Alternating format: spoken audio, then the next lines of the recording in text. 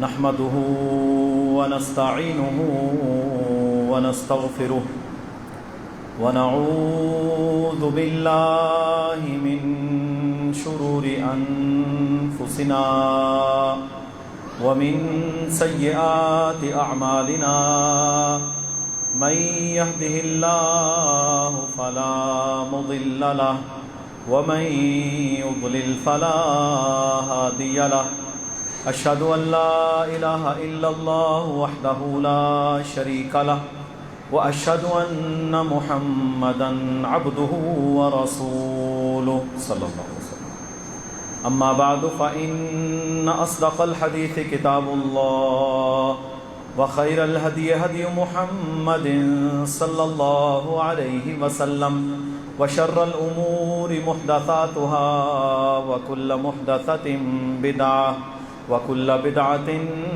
ضلالة وكل ضلالة في النار. أعوذ بالله السميع العليم من الشيطان الرجيم من همزه ونفخه ونفثه. يا أيها الذين آمنوا اتقوا الله حق تقاته ولا تموتن إلا وأنتم مسلمون. يا أيها الناس اتقوا ربكم الذي خلقكم من نفس واحدة وخلق منها زوجها وبث منهما رجالا كثيرا ونساء واتقوا الله الذي تساءلون به والأرحام إن الله كان عليكم رقيبا.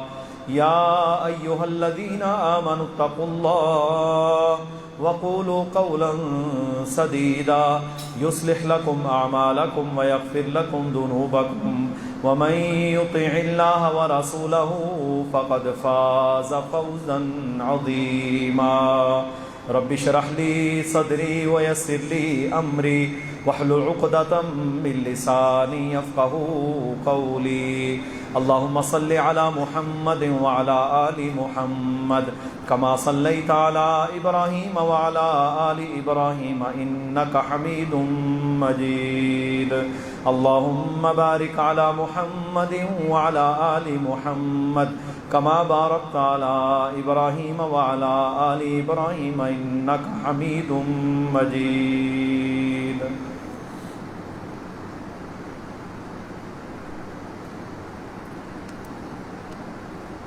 آزادی اللہ رب العزت کی وہ عظیم نعمت ہے کہ جس کے ملنے کے بعد انسان اللہ اس کے رسول صلی اللہ علیہ وسلم کے حکموں کے مطابق اپنی زندگی کو گزارنے میں آزاد ہوتا ہے، اور غلامی یا مغلوبیت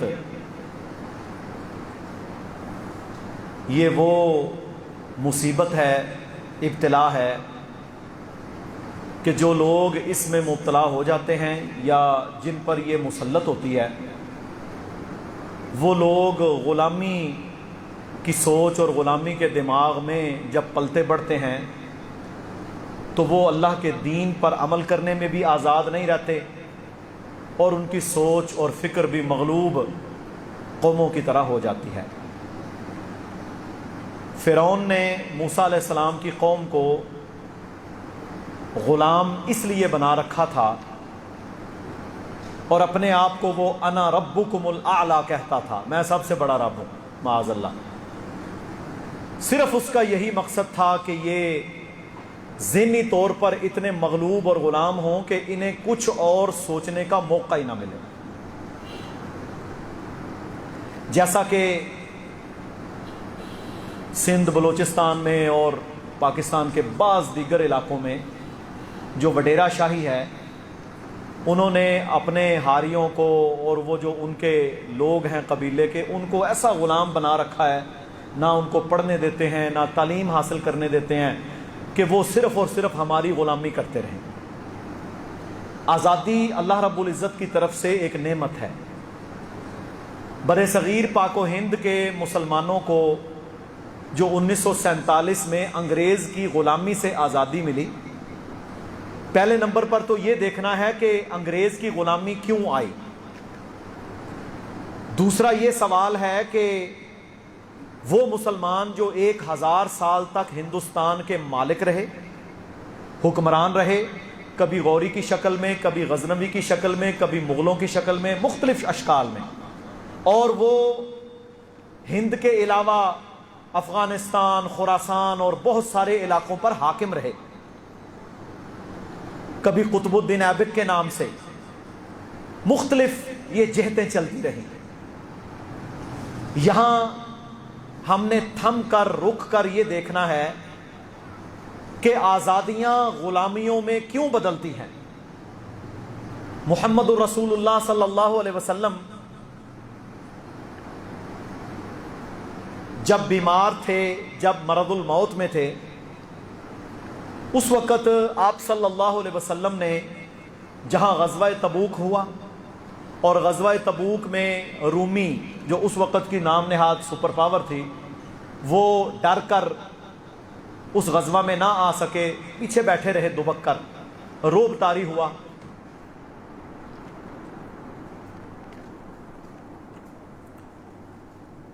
اب اللہ کے نبی صلی اللہ علیہ وسلم نے بالکل اپنی وفات سے چند دن قبل ایک لشکر پھر ان رومیوں کے خلاف لڑنے کے لیے تیار کیا. اس کا نام ہے لشکر اسامہ رضی اللہ عنہ. اسامہ بن زید بالکل نوجوان، آپ کے آزاد کردہ غلام سیدنا زید بن حارثہ کے بیٹے. آپ نے ان کو لشکر کا امیر مقرر کر دیا، اور باقی جتنے کبار صحابہ ہیں ان سب کو ان کی فرما برداری کا حکم دے دیا. اب آپ صلی اللہ علیہ وسلم نے جب یہ لشکر روانہ فرمایا تو اس لشکر کی روانگی سے پہلے ہی اللہ کا حکم آ گیا اور آپ صلی اللہ علیہ وسلم اس دنیا سے چلے گئے. اب اس کے بعد حضرت ابو بکر خلیفہ بنتے ہیں. سیدنا ابو بکر کی خلافت کے بعد کسی نے زکوٰۃ دینے سے انکار کیا، کسی نے کچھ کیا، کوئی مرتد ہو گیا، کوئی دین سے پھر گیا. منافق تو ہوتے ہیں نا ساتھ ساتھ. اب حضرت ابو بکر کو لوگوں نے مشورہ دیا کہ آپ اسامہ کا لشکر ابھی فی الحال مؤخر کر دیں، حالات بڑے خراب ہیں، بعد میں جب موقع آئے گا تو ہم دیکھیں گے، یہ فتنوں سے نبرد آزما ہو لیں. تو سیدنا ابو بکر رضی اللہ تعالی عنہ نے فرمایا نہیں، وہ لشکر جو اللہ کے نبی صلی اللہ علیہ وسلم اپنی زندگی کے آخری دنوں میں رومیوں کے خلاف لڑنے کے لیے تیار کر کے گئے ہیں، میں ابو بکر اس لشکر کو کبھی نہیں روکوں گا، حتیٰ کہ اگر یہ موقع آ جائے کہ بھیڑیے میری لاش کو نوچ کر کھا جائیں، میں پھر بھی یہ لشکر روانہ کروں. آزادی کن کو ملتی ہے؟ آزادی ان کو ملتی ہے جو جذبہ جہاد اپنے دماغ اور اپنے دلوں میں رکھتے ہیں. یہ یاد رکھ لیں، پہلا نسخہ اس کا یہ ہے. دیکھ لیں آپ، امت جب جب مغلوب ہوئی، جب جب رسوا ہوئی، تو اس کا سب سے پہلا نمبر کیا تھا کہ امت نے اللہ کی رسی کو چھوڑا. پہلا یہ ہوتا ہے ایمان، توحید، اور دوسرے نمبر پر جہاد کو چھوڑا. مغلوب ہو گئے. اب پہلے نمبر پر ہم نے یہ دیکھنا ہے کہ آزادیاں ان کو ملتی ہیں جو لوگ اللہ پر پختہ ایمان اور اللہ کی راہ میں ہر قربانی کے لیے تیار رہتے ہیں. اسی طرح مسلمانوں کی مختلف حکومتیں بر صغیر میں آتی رہیں. کبھی قطب الدین ایبک ہے، کبھی شہاب الدین غوری ہے، کبھی سلطان محمود غزنوی غزنی سے نکلنے والا وہ مرد مجاہد ہے، کبھی مغلوں کے 2 سال ہیں. اب دیکھ لیں مغل امپائر جو تھا 200 سال پر محیط ہے، بہت بڑی حکمرانی، بلکہ بر صغیر کی اس سے بڑی اور طاقتور حکمرانی نہیں رہی. ایران کا سارا علاقہ، ہندوستان، یہ بنگلہ دیش، یہ سری لنکا، یہ افغانستان کے سارے علاقے، ازبکستان، تاجکستان کے بہت سارے علاقے، بہت بڑی حکمرانی تھی یہ. لیکن ہوا کیا؟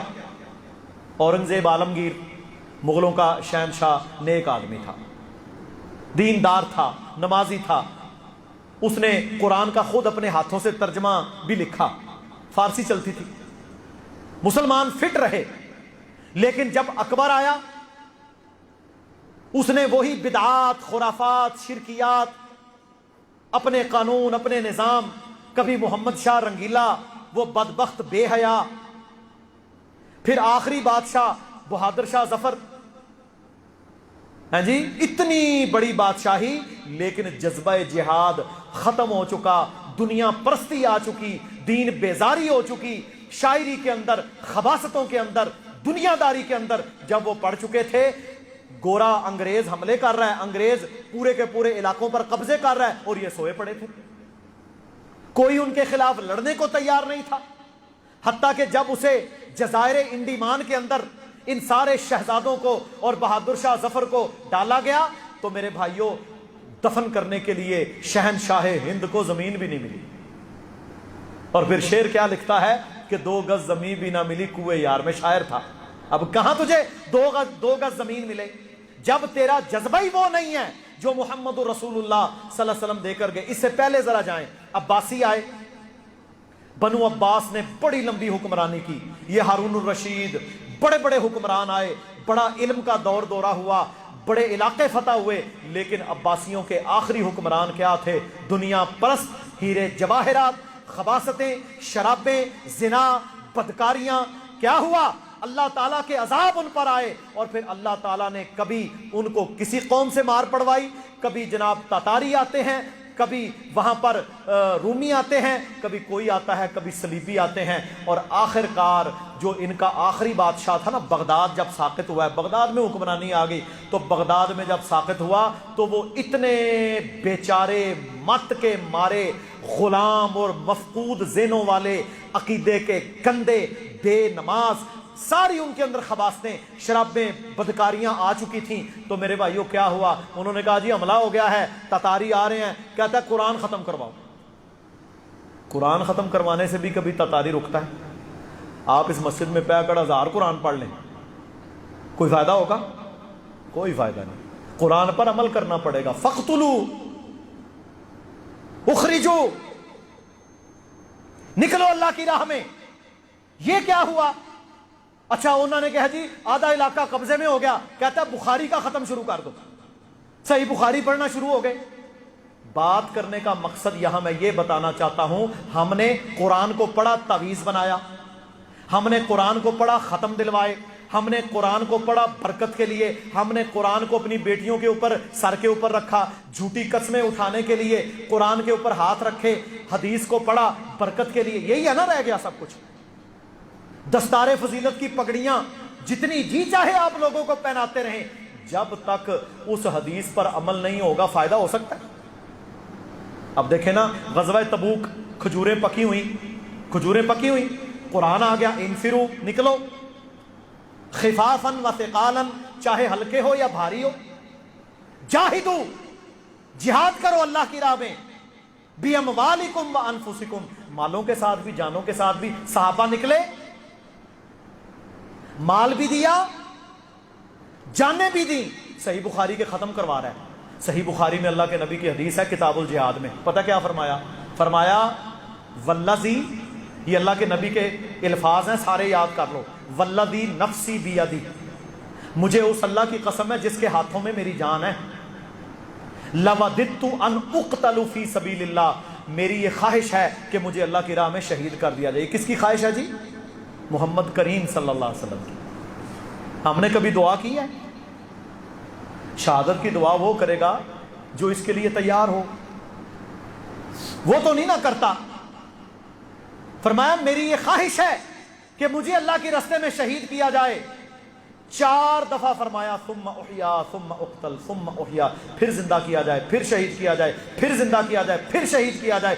4 بار اللہ کے نبی صلی اللہ علیہ وسلم نے خواہش کی۔ صحیح بخاری کتاب الجہاد، حدیث پڑھی جا رہی ہے جناب، بغداد کی جامع مسجدوں کے اندر ختم ہو رہے ہیں، دیگیں پک رہی ہیں، لیکن بادشاہ سلامت اپنی خرمستیوں کے اندر ہیں، حتیٰ کہ تاتاریوں نے آ کر سارا بغداد، اس کے محلات، ان پر قبضے کر لیے، اور جب ان کو باندھ کے نا بیڑیوں کے اندر انہوں نے میرے بھائیوں کھڑا کیا، تو یہ روٹی مانگتے تھے، یہ پانی مانگتے تھے۔ وہ بھی بڑا سیانا تھا وہ ظالم چنگیز خان، اس نے کہا ان کے سونے ہیرے جواہرات، ان کا مال پیسہ ڈالر پاؤنڈ، یہ سارے ان کو پلیٹوں میں ڈال کر ان کے سامنے رکھو۔ اللہ کی قسم تاریخ میں لکھا ہوا ہے، انہوں نے ڈھیروں کے ڈھیر سونے کے ہیرے جواہرات، لال موتی اربہا کھربہا کے مال ان کے سامنے رکھ دیے شہزادوں کے، کھاؤ ہن۔ کھا سکتے تھے، سونا کھانے ہوتا ہے؟ کبھی آپ کو کاغذ یہ پیسوں سے پیٹ بھرتا ہے؟ نہیں، نہ کھا سکے۔ حتیٰ کہ اس نے یہ حکم دیا، اس نے کہا یہ قالین اتنا اتنا موٹا قالین جو انہوں نے ڈالا ہوا ہے ریشم کا بنا کے، ریشم، کہا اس قالین کے اندر ان کو بند کرو۔ قالین کے اندر بند کر کے میدان میں رکھا گیا سارے بادشاہ اور اس کے رشتہ داروں کو، اور کہا ساری فوج جو 1.5-2 لاکھ تھی اس کے گھوڑے اوپر سے دوڑا دو، کیما بنا کے رکھ دیا۔ یہ ہے مغلوبیت۔ اور میرے بھائیوں یہاں میں ضرور مثال دینا چاہوں گا، آپ نے صحابہ کے قصے پڑھے ہیں کہ جس صحابہ نے جہاد کیا، صحابہ کو اللہ نے قیصر و کسریٰ کے محلات دے دیے، پڑھا ہے آپ نے؟ قیصر و کسریٰ کے محلات، ان کے قلعے، ان کے تخت، ان کا سفید قلعہ قصر الابیض، یہ سارا احادیث کے اندر ذکر ہے، سب کچھ اللہ نے انہیں دیا۔ آپ نے 3 دن پہلے افغانستان کے اندر جب غزنی شہر جب فتح ہوا ہے نا، تو غزنی سے پہلے یہ فتح کرنے والے کون تھے؟ یہ وہی تھے نا صحابہ کی راہ پر چلنے والے۔ صحابہ کی راہ پر چلنے والا وہ ہے جو دنیا چھوڑ کر اللہ کے دین کو غالب کرتا ہے۔ ساری دنیا کی ایٹم، ساری دنیا کی سپر پاورز، ساری دنیا کے میرے بھائیوں جو وسائل تھے، اسلحہ تھا، نظام تھے، وہ 20 سال تک لڑتے رہے لیکن بھاگے کہ نہیں؟ اب یہ کوئی چھپی بات تو نہیں رہ گئی، سارے ہی بھاگ گئے، سب کچھ چھوڑ کر بھاگ گئے، اپنے اسلحہ لے کر بھاگ گئے۔ وہ جو ان کے یار پیچھے رہ گئے ہیں نا، اب وہ پتہ کیا کہتے ہیں؟ کہتے ہیں ہمیں بھی بچا لو۔ امریکہ کی رپورٹ ہے، کہتے ہیں 90,000 طالبان، کتنے جی؟ 90,000، اور جو فوج امریکہ اور UN یہ سارے مل کر افغانستان کی تیار کر کے گئے ہیں اپنی ٹوڈی فوج، اس کی تعداد ہے 3.5 لاکھ۔ کتنی؟ 3.5 لاکھ۔ 180 فائٹر جیٹ، جہاز لڑنے والے 180، جدید ترین اسلحہ، $300 ارب سالانہ فنڈ، ان 90,000 کے سامنے ٹھہر سکے؟ اسلحہ ہتھیار ڈال رہے ہیں، شہروں کے شہر، ابھی تک وہ 10-28 صوبے ہیں افغانستان کے، 10 صوبوں کے دارالحکومتوں پر وہ قبضہ کر چکے ہیں۔ ان کی فوج اسلحہ ڈال دیتی ہے۔ اللہ کے نبی نے فرمایا تھا، فرمایا 1 مہینے کی مسافت سے میرے مجاہد بندوں کا رعب کفر کے دل میں ڈال دیا جائے گا۔ وہ رشید دوستم بدبخت دہریہ، اس کا محل جب انہوں نے پرسوں قبضے میں لیا نا، تو اس محل کے اندر بیٹھ کر وہ چائے کعوہ پی رہے ہیں، اور میرے بھائیوں اتنے سادے اللہ کے بندے اس کے صوفوں کے اوپر چوکڑیاں مار کے بیٹھے ہوئے۔ میں وہ تصویریں دیکھ رہا تھا، میں نے وہ کلوز کر کے دیکھی، چوکڑیاں مار کے بیٹھنا ہی نہیں آتا کہ صوفے پر کیسے بیٹھنا ہے، لیکن دنیا کی سپر پاور دھڑام کر کے نیچے گر پڑی۔ یہ ہے اللہ کا نظام۔ ہم کہتے تھے نا اسی منبر پر کہ لوگوں یہ ہو کے رہنا ہے، اور کئی مجھے کہتے ڈاکٹر صاحب بڑیاں گلاں نہ کریا کرو۔ میں نے کہا بڑی گل نہیں، یہ پہلے بھی ہو چکا ہے، یہ آئندہ بھی ہو جائے گا۔ نہ ٹیکنالوجی کام آئی، نہ اسلحہ کام آیا، نہ دنیا کام آئی، لیکن انہوں نے منہج صحابہ، منہج نبوی نہیں چھوڑا، نہ وہ لباس چھوڑا، نہ وہ پگڑیاں چھوڑی، نہ وہ نظام چھوڑا، نہ وہ خوراک چھوڑی، نہ وہ دنیا پرست ہوئے۔ اگر یہ بھی دنیا پرست ہو جائیں گے اللہ ان کو بھی الٹ دے گا۔ قانون ہے اللہ کا۔ اللہ تعالیٰ نے بر صغیر پاک و ہند کے مسلمانوں کو یہ عظیم مملکت پاکستان عطا کیا۔ کس نام پر لیا تھا جی؟ آپ کے باپ دادوں پر دادوں نے یہاں بھی، اور جو مہاجر ہو کے آئے انہوں نے کیا نعرے لگائے تھے؟ اور پاکستان کا مطلب کیا؟ لا الہ الا اللہ۔ آج ہم نے دین کے ساتھ غداری نہیں کی، آج ہم کلمے کے غدار نہیں ہیں، جو حکمران میرے بھائیوں آیا اس نے کلمے کے ساتھ سب سے پہلے غداری کی. کلمے کے ساتھ بڑی غداری کیا ہوتی ہے کہ کلمے کو جس نام پر ملک لیا اسے قائم ہی نہ کرنا. تمہارے آئین میں لکھا ہے کہ قرآن و سنت کے خلاف جو قانون بنے گا وہ بدلا جائے گا, لیکن یہاں سود کو ایسے پھیلاتے ہیں نیکی سمجھ کر. کامیاب نوجوان سکیم, کالی ٹیکسی, پیلی ٹیکسی, آشیانہ, فلانا ہاؤسنگ, یہ ساری جماعتیں کیا تھا؟ سارا سود, بینکوں کا پیسہ گورنمنٹ سود پر لیتی ہے. اس سود پر آپ کو گھر ملے گا, آپ کو فائنانس ملے گی, آپ کو پیسہ ملے گا, اللہ کا قانون اس کی دھجیاں بکنے گی, اللہ اس کے رسول کے ساتھ جنگ ہوگی. پھر کیا کہتے ہیں جی حالات نہیں ٹھیک ہوتے.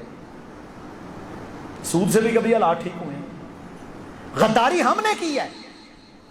آج اس آزادی کا میرے بھائیوں سب سے بڑا نمونہ اگر دیکھنا ہے تو آپ اپنے ہمسائے میں افغانوں کو دیکھو کہ انہوں نے کس طرح ساری دنیا کے لوگوں کو آگے لگا لیا اور سارے غداروں کو بھی آگے لگا. آپ دیکھیں گے آپ 2-3 ہفتے میں یہ کابل شابل سب رگڑا جائے گا, کیا سب کچھ. اور مجھے یہ بتائیں, مذاکرات مذاکرات مذاکرات, کشمیر پر ہم مذاکرات کی بھیک مانگ رہے ہیں نا 40 سال سے 70 سال سے. مذاکرات کریں جی, یہ مذاکرات سے حل ہوگا. مجھے یہ بتاؤ امریکہ نے کیا کہا ہے؟ کل اشرف غنی نے کیا کہا؟ اس نے کہا جی ہم طالبان کے ساتھ مذاکرات کرنے کو تیار ہیں, ہم انہیں اپنی حکومت میں شراکت دینے کو تیار ہیں. اب وہ کریں گے؟ اب نہیں وہ کرتے. آپ کو بھی یہی کرنا ہے. یہ ہندوستان ایک کتے کی مانند ہے. اس کے منہ میں جوناگڑھ, مناوادر, حیدرآباد, دکن, کشمیر کے سارے علاقے, لاہور کی 5 تحصیلیں, یہ فیروز پور, گرداسپور, جلندر, یہ سارے تقسیم ہند کے فارمولے کے تحت پاکستان کا حصہ تھے. اور میرے بھائیوں ریڈ کلف ایوارڈ کے اندر جائیں, جا کر دیکھیں, یہ سب پاکستان لکھا ہوا ہے گرین کلر کا. میں دیکھ رہا تھا آج وہ نکال کے اس کے اسکرین شاٹس, سب پاکستان کا حصہ تھے. جلندر اور فیروز پور اور گرداسپور یہ سارے ضلع ہمارے ساتھ کے. یہاں کے لوگ 13 اگست 1947 تک یہی سمجھ رہے تھے کہ یہ پاکستان ہے, اعلان ہو چکا تھا. سارا علاقہ میرے محترم بھائیوں کشمیر اور جموں کا, انہوں نے یہ فیصلہ کر لیا تھا مسلم کانفرنس نے کہ ہم پاکستان کا حصہ بنیں گے. لیکن ہم کیا کرتے رہے؟ مذاکرات مذاکرات. ایک سوال ہے, آپ سب جواب دیں, حکومت بھی جواب دے. مجھے یہ بتائیں جب پاکستان آزاد ہوا قائد اعظم محمد علی جناح, ان کے پاس کتنی فوج تھی, کتنا اسلحہ تھا؟ وہ آرمی چیف معاہدے کے تحت ابھی 6 مہینے گورا تھا, فوج کو ملا کچھ نہیں, سارا ہندوستان کو دے دیا گیا, نہ اسلحہ, نہ پوری فوج, نہ معیشت, کچھ نہیں ہے. بابا جی نے کیا حکم دیا تھا؟ بولو, بابا جی نے کیا حکم دیا تھا؟ سب کچھ نہ ہونے کے باوجود کہا کرو حملہ ان پر. 1948 میں کشمیر ہماری شہر گئے, انہوں نے کہا جی اسلحہ کوئی نہیں. کہا کوئی مسئلہ نہیں, میں پٹھانوں کے پاس جاؤں گا, میں کشمیریوں کے پاس جاؤں گا, میں بلوچوں کے پاس جاؤں گا, میں ان سے کہوں گا نکلو قبائلیوں, اپنے مسلمانوں کو آزاد کرواؤ. اور اللہ کے بندو, جب ان قبائلیوں نے, ہماری ٹوٹی پوٹی فوج نے, ہماری مہاجر فوج نے, ہمارے ہلکے پھلکے اس ملک نے جس کے پاس کچھ نہیں ہے, ہندوستان پر حملہ کیا, سری نگر ایئرپورٹ پر تو آپ پہنچ چکے تھے. یہ تو نہرو پلید, یہ تو نہرو پلید, یہ تو پہنچا جا کر UNO میں کہتا روکو ان کو, شیطان ہے نا سارے. ہم انہیں حق خود ارادیت دیں گے, ہم انہیں اختیار دیں گے جس کے ساتھ رہنا ہے, ایسے نہ کرو, ایسے نہ کرو, ایسے نہ کرو. یہ تو ساری دنیا بدبخت ساتھ آئی اور انہوں نے جا کر جناب روک راک کے کہا جی ہم 2 مہینے میں ہم الیکشن کرواتے ہیں, یہ جہاں جی چاہے چلے جائیں. وہ دن اور آج کا دن, یہ الیکشن کبھی نہیں ہوئے. آزاد کشمیر آپ کو ہندوستان نے تھالی میں ڈال کے دیا ہے یا جہاد سے آزاد ہوا ہے؟ بولو، جہاد سے آزاد ہوا ہے۔ وہ جہاد کس نے کروایا؟ بابا قوم نے۔ وہ دہشت گرد تھے۔ ہم شروع سے کہتے ہیں ہندوستان ایک کتا ہے، کتے کے منہ میں گوشت کا ٹکڑا ہو، آپ اس کو بغیر منہ پر ضرب لگائے منہ سے نکال کے دکھائیں، کوئی بندہ تجربہ کر لے۔ کتے کے منہ میں اگر گوشت کا ٹکڑا ہونا، جب تک اس کے منہ کے اوپر ٹھیک ٹھاک ضرب نہیں لگے گی وہ چھوڑتا نہیں۔ اور ہم نے تو یہ نعرہ دیا تھا کہ کشمیر قرارداد مذمت سے نہیں، ہندو کی مرمت سے آزاد ہوگا۔ وہ آج بھی باقی ہے۔ اور میرے محترم بھائیوں، اس کی زندہ تصویر الحمدللہ آپ کو نظر آئی کہ افغانوں نے الحمدللہ یہ کر دکھایا۔ اور اقبال نے کہا تھا افغان باقی کوہسار باقی، افغان بھی باقی رہیں گے، یہ پہاڑ بھی باقی رہیں گے۔ الحکم للہ، حکم بھی اللہ کا، الملک للہ، بادشاہت بھی اللہ کی۔ یہ ہو کر رہا ہے، ساری دنیا کے پرخچے اڑے۔ اچھا، ایک مزے کی بات ہے، کل پاکستان نے ایک میزائل کا تجربہ کیا، اس کا نام کیا ہے؟ غزنوی۔ 210 کلومیٹر تک اس کی رینج ہے، 700 کلو گرام تک وہ ایٹمی اسلحہ ساتھ لے کے جا سکتا ہے۔ کل پاکستان نے تجربہ کیا ہے اور غزنوی شہر اور اس صوبے کو فتح کر لیا۔ یہ بھی کہتے ہیں کوئی پتہ نہیں کیا ہو گیا۔ تو بات کرنے کا مقصد یہ ہے میرے محترم بھائیوں، جب آپ جہاد پر، ایمان پر کھڑے رہیں گے تب آپ کو پتہ چلے گا کہ پاکستان کیسے بنا، پاکستان کی آزادی کی نعمت کیا ہے، پاکستان کتنا بڑا اللہ تعالیٰ کا کرم اور فضل ہے۔ ہم نے آئین میں لکھ کر کتاب کو عام کرنا ہوگا۔ یہ جو ہمارے ہاں سیکولرزم، لبرلزم، فلانا، بے حیائی، فحاشی، عورت مارچ، یہ مارچ وہ مارچ، یہ سب پاکستان کے نظریہ کے دشمن ہیں۔ پاکستان کا نظریہ کیا ہے؟ لا الہ الا اللہ محمد رسول اللہ۔ نہ کوئی گورا، نہ کوئی کالا، نہ کوئی چودھری، نہ کوئی کمی، نہ کوئی بلوچ، نہ کوئی سندھی، نہ پشتون، نہ پنجابی، صرف لا الہ الا اللہ کی بنیاد پر آپ سب بھائی ہیں۔ ہاں، جو زیادہ نیک ہوگا وہ اللہ کے زیادہ قریب ہوگا۔ یہ نظریہ پاکستان، اس نظریہ پاکستان کو ہم نے عام کرنا ہے۔ اب دیکھ لو، ہم پر یہ نظریہ پاکستان نہیں، وڈیرا شاہی ہے، 10 12 50 خاندان ہیں، انہی کی اولادیں حکمران، انہی کے اندر ایم این اے، انہی کے اندر ایم پی اے، وہی چور ڈاکو لٹیرے، نظام باطل۔ آزادی کی اس نعمت کا شکرانہ یہ ہے کہ ہم نظریہ پاکستان پر ڈٹ جائیں، اپنی اولادوں کو پڑھائیں۔ کیا تھا نظریہ پاکستان؟ کہ لوگوں، مسلمان اور کافر یہ الگ الگ ہیں، ان کا کھانا پینا، رسم و رواج، رہن سہن یہ الگ ہے، ان کے رہنے کی جگہ بھی الگ ہوگی۔ یہ مومن، یہ کافر۔ قرآن کہتا ہے یہ مومن، یہ کافر، فرق ہے فرق۔ اور یہاں پر کیا گڈ مڈ کر دیا سب کچھ۔ پھر اللہ تعالیٰ نے آپ کو یہ نعمت دی۔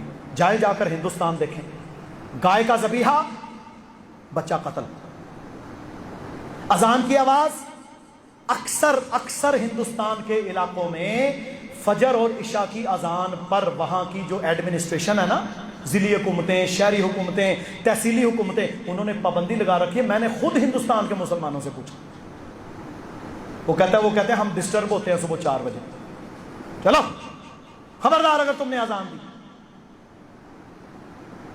وہ کچھ کر سکتے ہیں؟ گائے ذبح کر سکتے ہیں قربانی والے دن؟ کہتے ہیں ہماری ماں ہے۔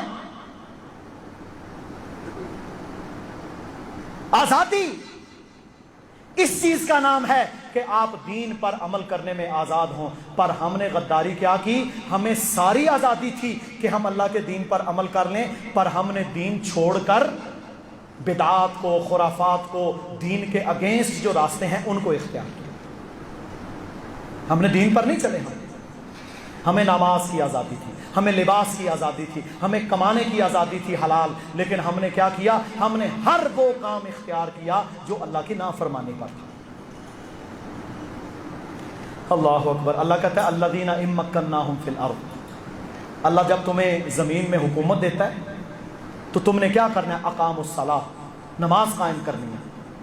آج دیکھ لو, لاکھوں آبادی کا شہر ہے, منڈی میں 500 مسجد ہوگی, اس میں 1 لاکھ بندہ بھی نہیں آتا. لاکھوں آبادی کا شہر, مسجدیں خالی. یہاں کوئی کنجر آ جائے وہاں تل دھرنے کو جگہ نہیں ملے گی. اقاموا الصلاۃ, نماز قائم کرو. وآتوا الزکاۃ, زکوٰۃ کا نظام قائم کرو. وامروا بالمعروف, کیا کہتے ہیں؟ جس نے ویکسین نہ لگوائی ہم سم بند کر دیں گے, ہم یہ کر دیں گے, وہ کر دیں گے, وہاں داخل. اور ہو رہا ہے عمل اس پر.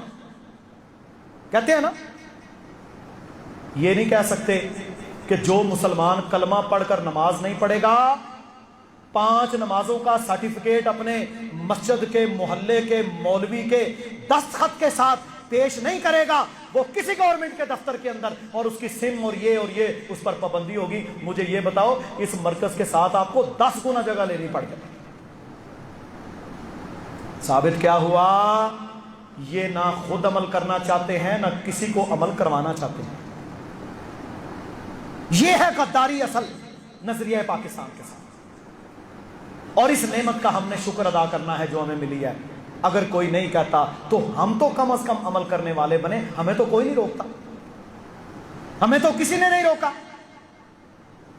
تو میرے بھائیوں, یہ اللہ تعالیٰ کی نعمتیں ہیں, اور اللہ تعالیٰ نے اپنے ملک, اپنا وہ اسلام کا وطن, اس سے محبت کرنے کا بھی حکم دیا. ایک تو ہوتا ہے وطن پرستی, اسلام کے مقابلے میں وطنیت وہ نہیں, اپنے مسلمان علاقے اس سے محبت کرنا. اب دیکھیں نا, حضرت انس رضی اللہ تعالی عنہ فرماتے ہیں, کہتے ہیں رسول اللہ صلی اللہ علیہ وسلم جب کہیں دور سفر سے تشریف لاتے تو جب آپ علیہ الصلوۃ والسلام مدینہ کے قریب آتے اور مدینہ منورہ کے گھروں کی دیواروں کو دیکھتے تو آپ صلی اللہ علیہ وسلم کا چہرہ مبارک خوشی سے کھل اٹھتا اور آپ اپنی اونٹنی کو ایڑ لگاتے تاکہ وہ تیزی سے جلدی جلدی میں اپنے گھر پہنچوں. ایک محبت ہوتی ہے فطری. اور ہمارا تو یہ ملک, ہم اسے کہتے ہیں نا پاک سرزمین. اللہ کی قسم, جو کلمے کی بنیاد پر بنتا ہے وہ ہوتا ہی پاک سرزمین. یہ تو ہم ہیں جنہوں نے اسے پلید کیا, شرک کے ساتھ, کفر کے ساتھ, بے نمازی کے ساتھ, اور میرے بھائیوں بے حیائی کے ساتھ, گانے بجانے کے ساتھ, ڈانس کنجر خانے کے ساتھ, سود کے ساتھ. یہ تو پاک سرزمین ہے. اور اللہ تعالیٰ نے یہ کلمے کی بنیاد پر ہمیں عطا کی ہے. اللہ تعالیٰ اس کی حفاظت کرے اور ہم سب کو, ہمارے حکمرانوں کو ہدایت دے کہ ہم کلمے کا پاس رکھیں, اس کے ساتھ وفاداری کریں. اور اللہ فرماتا ہے لَإِن شَكَرْتُمْ لَأَزِيدَنَّكُمْ, اگر تم شکر کرو گے نا میرا, میں تمہیں اور آزادیاں دوں گا, میں تمہیں اور نعمتیں دوں گا, میں تمہیں اور غلبہ دوں گا. لیکن وَلَئِن كَفَرْتُمْ إِنَّ عَذَابِي لَشَدِيدٌ, اگر تم نے انکار کیا, کفر کیا, تو پھر میرا عذاب بڑا شدید ہے, بچ کے رہنا. ہم نے شکر کرنا ہے. شکر کا کیا طریقہ ہے؟ میری پیشانی میرے رب کے سامنے, میں دعائیں کروں, میں اولاد کو اس آزادی کا فائدہ اٹھاتے ہوئے اللہ کے نبی کے دین پر چلاؤں. یہ کلمے کی مملکت ہے, میں کلمے کا پاس رکھوں. یہ ہے اصل. اور جب تک امت اس کو تھامے رکھے گی, اللہ رب العزت اس وقت تک ہم سب کو غالب رکھے گا. اللہ رب العزت کہنے والے اور سننے والوں کو عمل کی توفیق عطا فرمائے. وآخر دعوانا ان الحمد للہ رب العالمین.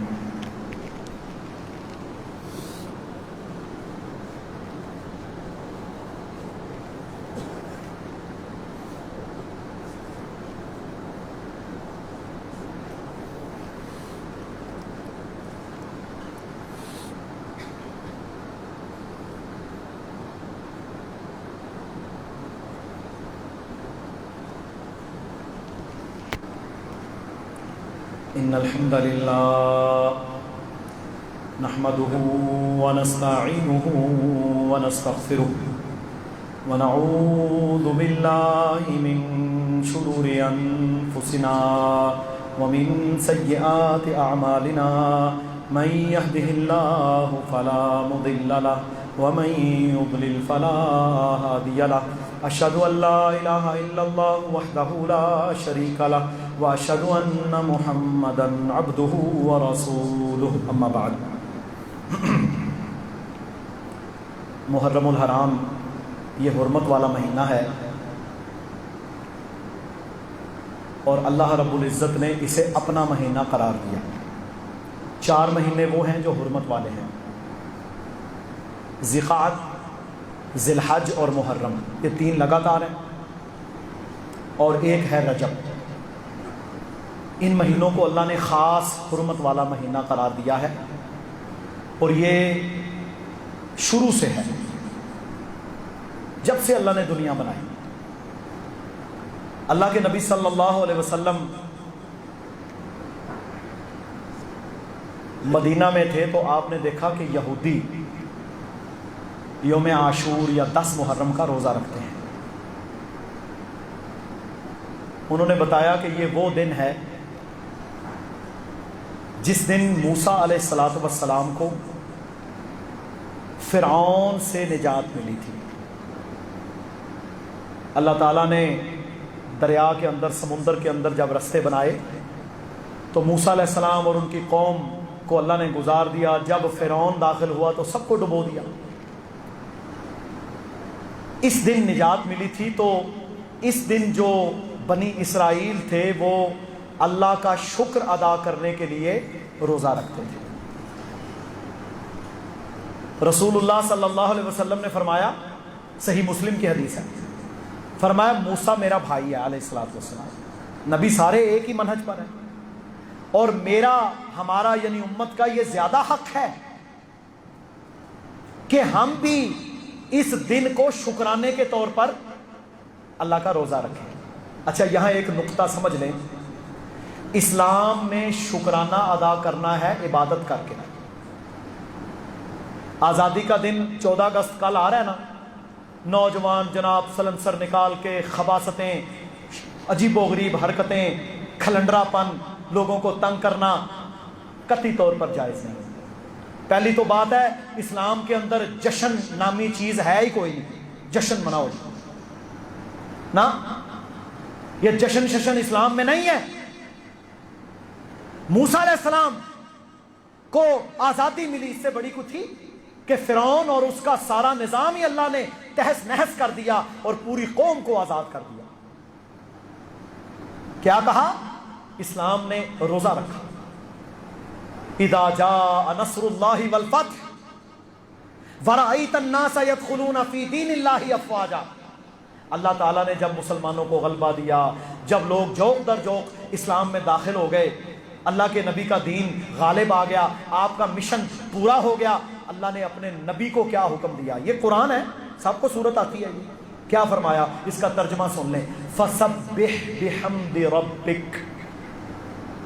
اے نبی، میں نے آپ کو غلبہ دیا، ساری دنیا مسلمان ہو گئی، آپ کا دین، آپ کا مشن مکمل ہو گیا، اب آپ نے کیا کرنا ہے؟ فَسَبِّحْ بِحَمْدِ رَبِّكَ، اپنے رب کی تسبیح بیان کرنی ہے، اپنے رب کی حمد بیان کرنی ہے، وَاسْتَغْفِرْ، اور اللہ سے استغفار کرنا ہے، اِنَّهُ كَانَ تَوَّابًا، اللہ توبہ قبول کرنے والا۔ قرآن کہتا ہے دین غالب آیا،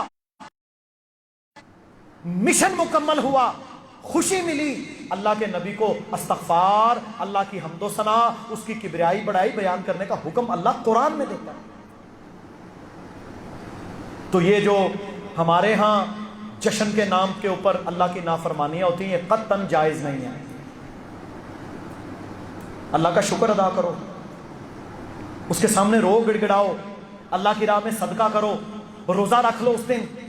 اگر میں اگلے سال تک زندہ رہا، صحیح مسلم کی حدیث ہے، تو میں انشاءاللہ 9 کا روزہ رکھوں گا، کیونکہ یہودیوں کی مخالفت کا حکم ہے۔ ایک تو اس میں یہ ہے کہ یہودیوں کی مخالفت، دوسرا اس میں یہ ہے کہ ہو سکتا ہے یہودیوں کو تاریخ کا پتہ نہ ہو صحیح، اور اللہ نے اپنے نبی کو ایگزیکٹ ڈیٹ بتا دی ہو، فرمایا اگر میں زندہ رہا تو میں اگلے سال 9 کا روزہ رکھوں گا. یہاں یہ نہیں فرمایا 9 کا بھی. تو 9 ذی الحج کا روزہ یہ رکھنا چاہیے. یہ اللہ کے نبی صلی اللہ علیہ وسلم نے رکھا ہے، یہ سنت ہے. دوسرا، اگلے جمعے میں انشاءاللہ ہم تفصیل بیان کریں گے، محرم الحرام میں سیدنا حسین ابن علی رضی اللہ تعالی عنہ کی شہادت، اور یہ جو ظلم ہوا اور جس طرح سیدنا حسین رضی اللہ تعالی عنہ اور ان کے بیٹوں کو یا رشتہ داروں کو شہید کیا گیا، بہت بڑا سانحہ. اور ہم یہ کہتے ہیں کہ اللہ تعالیٰ کی پھٹکار اور لعنت ہو ان لوگوں پر جنہوں نے یہ ظلم کیا. اور اہل بیت سے محبت، رسول اللہ کے گھرانے سے محبت، اور وہ حضرت حسین کہ جن کو اللہ کے نبی صلی اللہ علیہ وسلم نے جنت کے پھول قرار دیا، جنہیں جنت کے نوجوانوں کے سردار قرار دیا، جن کو اپنے بیٹے قرار دیا، جن کے تقوی تک کوئی پہنچ نہیں سکتا، جو اللہ کے نبی کی شریعت پر ڈٹ کر عمل کرنے والے تھے. یقیناً اس مہینے میں ان کی شہادت ہوئی. لیکن اس سے پہلے حضرت عمر بن خطاب رضی اللہ تعالی عنہ کی شہادت ہوئی. اس سے پہلے حضرت عثمان رضی اللہ تعالی عنہ کی شہادت ہوئی. اس سے پہلے سید الشہداء حضرت حمزہ رضی اللہ تعالی عنہ، نبی صلی اللہ علیہ وسلم کے چچا اور حضرت حسین کے دادا، ان کی شہادت ہوئی. اس سے پہلے حضرت یحییٰ علیہ السلام کو شہید کیا گیا، حضرت زکریا علیہ السلام کو شہید کیا گیا. ایک ایک دن میں 40 نبیوں کو بنی اسرائیل نے شہید کیا. کتنی شہادتیں بنتی ہیں؟ اگر آپ کیلکولیٹ کریں تو شاید پورے سال میں کوئی ایک دن بھی ایسا نہ بچے جس میں کسی نبی کو، کسی صحابی کو شہید نہ کیا گیا. اگر امت مسلمہ ہر شخص کی شہادت، دیکھیں نا، حضرت یحییٰ علیہ السلام کا سر کاٹا گیا، حضرت دانیال علیہ السلام کا سر الگ اور جسم کو الگ جگہ پر دفن کیا گیا. نبی حضرت حنظلہ بن صفوان علیہ السلام کو کنویں میں ڈال کر اوپر مٹی ڈال دی، اوپر ناچتے رہے بدبخت. اصحاب الرس جنہیں قرآن میں کہا. یہ تھوڑا ظلم تھا؟ اگر ہم ان سب کے شہادتوں پر سوگ اور ماتم منانا شروع کر دیں تو سال میں ایک دن بھی ایسا نہیں بچے گا جس میں ماتم نہ کیا جائے. سارا سال پھر کالے کپڑے پہنو، سارا سال پھر سوگ مناؤ. جب اسلام نے واضح طور پر یہ حکم دے دیا کہ کسی عورت کے لیے یہ جائز نہیں کہ وہ کسی کے مرنے پر بھی 3 دن سے زیادہ سوگ نہ کرے. کتنے دن؟ 3 دن سے زیادہ سوگ نہ کرے. ہاں، جس کا خامد فوت ہو جائے وہ 4 مہینے 10 دن سوگ کرے گی.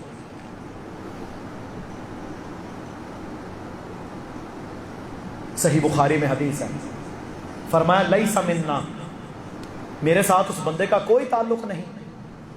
من ضرب الخدود، جس نے چہرہ پیٹا، وشق الجیوب، اپنے گریبان چاک کیے، ودعا بدعوی الجاہلیہ، اور جاہلیت کی آوازیں پکاری، ہاں ہاں نوہے واویلے. فرمایا صوتانی ملعونانی فی الدنیا والآخرہ، 2 آوازیں ایسی ہیں جن پر دنیا میں بھی اور آخرت میں بھی لعنت بھیجی جائے گی. مزمار عند نعمہ، خوشی کے موقع پر گانا بجانا. یہ جس طرح جشن کرتے ہیں نا خباستیں، یہ واجے اور یہ وہ. مزمار عند نعمہ، نعمت کے موقع پر گانا بجانا. ورنت عند مصیبہ، اور مصیبت کے موقع پر نوحہ واویلا اور بین کرنا. یہ کفریہ کام ہے. فرمایا وہ عورتیں جو بین کرنے والی ہیں، نوحے پڑھنے والی ہیں اور ناشکری کرنے والی عورتیں اور مرد ہیں، کل قیامت کے دن انہیں گندک اور آگ کا لباس پہنایا جائے گا۔ صحیح مسلم کی حدیث ہے۔ ہم شریعت کو ماننے والے ہیں، ہم اسلام کو ماننے والے ہیں، ہم اللہ کے نبی صلی اللہ علیہ وسلم کا کلمہ پڑھنے والے ہیں۔ ہم نے کوئی وہ کام نہیں کرنا جو اللہ کے نبی کی شریعت کے خلاف ہے۔ اور یاد رکھ لو، ہم محبت میں بھی نہ افراد کریں گے نہ تفرید کریں گے، بالکل پکی بات ہے۔ جس کا جو مقام ہے نہ اس کو گھٹائیں نہ بڑھائیں۔ جو کسی کو کسی کے مقام سے بڑھاتا ہے وہ بھی حرام ہے۔ جس کا جو مقام ہے ہم اس کو گھٹانا بڑھانا جائز۔ اس امت میں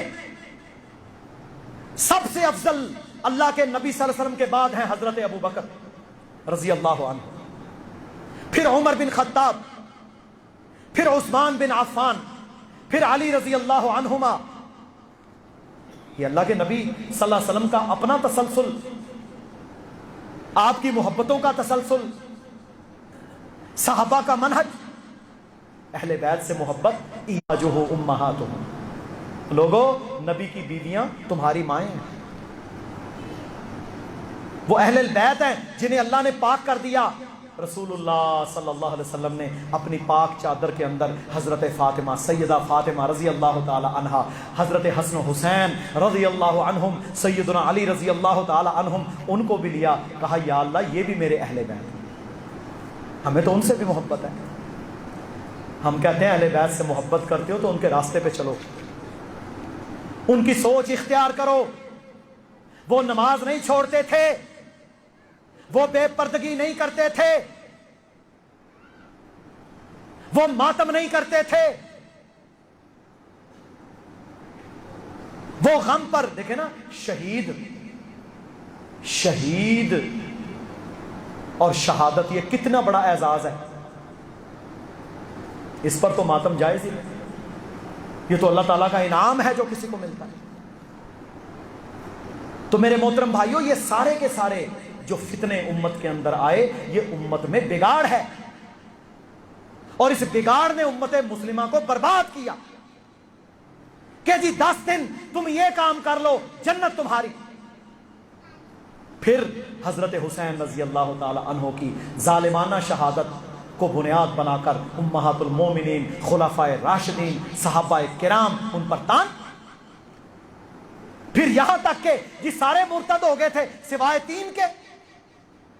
اب یہ جو جملہ ہے، یہ جو جھوٹا جملہ ہے، سارے مرتد ہو گئے تھے سوائے 3 کے، پھر میرے بھائیوں یہ اللہ کے نبی پر تان نہیں ہے صلی اللہ علیہ وسلم، کہ آپ صلی اللہ علیہ وسلم نے 23 سال جو محنت کی اس میں سے کوئی ایک بھی نہ بچ سکا۔ یہ قرآن کا ڈائریکٹ انکار نہیں ہے، جس قرآن نے والسابقون الاولون من المہاجرین والانصار، انصار اور مہاجر اور سابقون اور اولون، ان سب کے بارے میں فرمایا رضی اللہ عنہم ورضوا عنہ، کہ میں ان سے راضی وہ مجھ سے راضی۔ یہ قرآن کا انکار نہیں ہے جس نے فرمایا وَكُلًّا وَعَدَ اللَّهُ الْحُسْنَى، میں نے سب کے ساتھ اچھا وعدہ کیا، جنت کا وعدہ کیا۔ یہ وہ لوگ ہیں جن کے ایمان کو اللہ تعالیٰ نے ہمارے لیے بنیاد قرار دیا۔ بالکل قرآن کھولو، اللہ کہتا ہے فَإِنْ آمَنُوا، اے لوگو اگر تم ایمان لے کر آؤ، فَإِنْ آمَنُوا، بس اگر تم ایمان لے کر آؤ، بِمِثْلِ مَا آمَنْتُمْ، ان لوگوں جیسا جیسا میرے نبی کے یاروں نے لایا۔ قرآن ہے فَإِنْ آمَنُوا، بس اگر تم ایمان لے کر آؤ، بِمِثْلِ، مثل ان کے، بِمَا آمَنْتُمْ، جیسا یہ لے کر آئے صحابہ، فَقَدِ اهْتَدَوْا، فَقَدِ اهْتَدَوْا، بس پھر تم ہدایت والے ہو جاؤ گے۔ ہدایت والا ایمان کن کا قرار دیا؟ صحابہ کا۔ وہ جانیں قربان کرنے والے، وہ ہجرتیں کرنے والے، وہ اپنی زندگیاں اسلام کے لیے وقف کرنے والے، وہ رسول اللہ صلی اللہ علیہ وسلم کی پکار پر لبیک کہنے والے، اپنے گھر بار کو چھوڑنے والے۔ میرے محترم بھائیوں، ان جیسا کسی کا مقام نہیں ہو سکتا۔ اللہ اکبر۔ میرے بھائیوں، قیامت کا دن ہوگا، اللہ کے نبی نے خود فرمایا، صحیح بخاری میں حدیث ہے، فرمایا میں کھڑا ہوں گا، میری دائیں طرف ابو بکر ہوگا، میری بائیں طرف عمر ہوگا رضی اللہ عنہما، اور حوض کوثر کے اوپر میں تم لوگوں کو پانی پلاؤں گا، جس نے وہ ایک جام پی لیا اس کو کل قیامت کا 50,000 سال کا دن جہاں کوئی سایہ نہیں وہاں کوئی پیاس نہیں لگے گی۔ ایک ہی سانس میں رسول اللہ صلی اللہ علیہ وسلم نے فرمایا تھا، ترمذی میں حدیث ہے، فرمایا ابو بکر فی الجنہ، عمر فی الجنہ، عثمان فی الجنہ، علی فی الجنہ، طلحہ فی الجنہ، زبیر فی الجنہ، ابو عبیدہ بن جراح فی الجنہ، زید فی الجنہ۔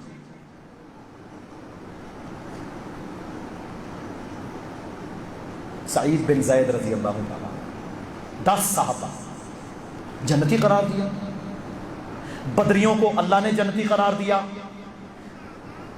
بیعت رضوان کرنے والے 1400 کو اللہ نے کہا میں نے ان کے دل پڑھ لیے تھے، دیکھو اللہ کہتا ہے میں نے ان کے دلوں کو پڑھ لیا، ان کو صاف کر دیا، میں ان سے راضی ہو گیا۔ آج کوئی بدبخت اگر جن کے دل اللہ نے پڑھے ہیں ان پر تان کرے، وہ منکر قرآن کا ہے کہ نہیں؟ یہ چیزیں ہمیں قطعاً برداشت نہیں ہیں۔ ہم اللہ کے نبی سے محبت، اہل بیت اعظام سے محبت، رسول اللہ صلی اللہ علیہ وسلم کے خانوادے سے محبت، آپ صلی اللہ علیہ وسلم کی ازواج ہماری مائیں ہیں ان سے محبت، آپ صلی اللہ علیہ وسلم کی بیٹیوں سے محبت، اور آپ صلی اللہ علیہ وسلم کے صحابہ سے محبت، ہم سب سے محبت کرتے ہیں۔ جس کا جو مقام ہے نہ گھٹائیں گے نہ بڑھائیں گے، جس کا جو مقام شریعت نے بتایا ہے ہم اس کو گھٹاتے بڑھاتے نہیں ہیں۔ یہ ہے اصل سوچ اور فکر جس کے اوپر امت نے چلنا ہے۔ فرقہ واریت سے پاک، شر سے پاک، فتنوں سے پاک۔ اور میرے محترم بھائیوں، روزہ رکھیں 9 کا، اللہ کا شکر ادا کریں کل کہ اللہ نے آپ کو ہمیں آزادیاں دی، دعائیں کریں اللہ سے۔ یہ ہے اصل اللہ تعالیٰ کی طرف سے پیغام۔ اور میرے محترم بھائیوں بہنوں، آخر میں یہ سب کے لیے پیغام ہے کہ الحمدللہ ہم نے چند ہفتے قبل وضو خانوں کی ٹائلز کے حوالے سے کلیکشن کی تھی، وہ الحمدللہ مکمل ہو چکی ہیں۔ ابھی یہ کچھ حصہ یہ وضو خانے کے ساتھ ہی سارا بنتا ہے۔ جہاں پر پہلے وضو خانہ تھا تو ارادہ ہے کہ انشاءاللہ یہ ٹائل بھی مکمل کروا دی جائے تاکہ ساری جگہ صاف ستھری ہو جائے۔ اس میں انشاءاللہ تعاون درکار ہے تاکہ اگلا کام جو ہے وہ بھی مکمل ہو جائے۔ تو سب ساتھی انشاءاللہ صدقہ جاریہ سمجھتے ہوئے اس میں مزید تعاون کریں۔ ابھی انہوں نے یہ دروازوں کے باہر بھی وہ لگا دی ہیں پچ سے تاکہ یہ ساری جگہ ایک جیسی ہو جائے۔ یہ تھوڑی سی جگہ ہے اور اس میں وہ سیم ہے جو کہ پورے نظام کو خراب کر رہی ہے، تاکہ وہاں بھی ٹائل لگ جائے، پورا وضو خانہ ایک جیسا ہو جائے۔ اللہ تعالی ہم سب کو سمجھنے کی توفیق دے۔ ہم اپنے گھروں پر اپنی ذاتی ٹوائلٹس کے اوپر لاکھوں ہزاروں لگاتے ہیں، اللہ کے گھر پر لگائیں، انشاءاللہ تعالی یہ ہم سب کے لیے صدقہ جاریہ ہوگا۔ سبحان ربک رب العزت عما یصفون وسلام علی المرسلین والحمد للہ رب العالمین۔